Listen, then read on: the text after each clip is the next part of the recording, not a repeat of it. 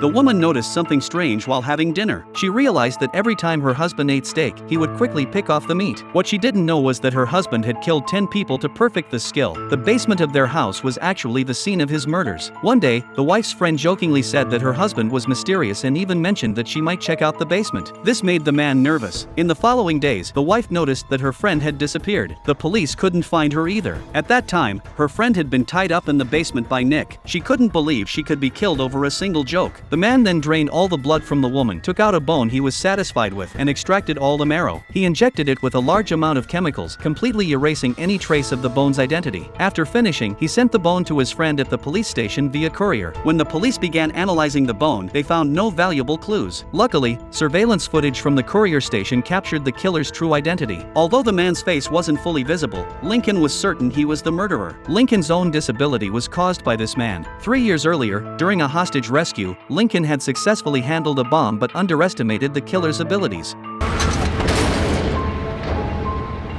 He ended up with a spinal injury that left him paralyzed from the chest down. The killer then disappeared for 3 years. Now he had returned. Lincoln understood that sending the bone was a challenge directed at him, so he decisively joined the confrontation. That very night, the killer prepared a gift for him. He injected a man with pufferfish toxin, paralyzing him while he remained conscious, and then poured in a large amount of vodka until the man choked to death on the alcohol. When the police arrived, the victim was already dead. Lincoln's book had been placed on the body as a form of mockery. A female officer found an oyster knife on the ground and discovered a red oak leaf in the victim's mouth. Tests also revealed copper compounds in the victim's stomach. These 3 clues made Lincoln think of a particular place. Once the largest oyster-producing area in the region, now converted into a train station. The roof was made of copper-colored material, and red oak trees still grew nearby. Soon, the police traced the clues to the station and found a victim inside. Her body was strapped to a chair, a steel cable wrapped around her neck, and all the other victims' photos laid at her feet. Lincoln grew tense because the killer never left anyone alive. He feared it might be a trap. After checking, he confirmed the killer hadn't left any. The killer's rule was clear: if he believed he had won against the police, he would disappear for a long time. To prevent the killer from vanishing, Lincoln chose to strike first. He announced in the media that the rescue had been perfectly successful. No one expected that this would infuriate the killer even more.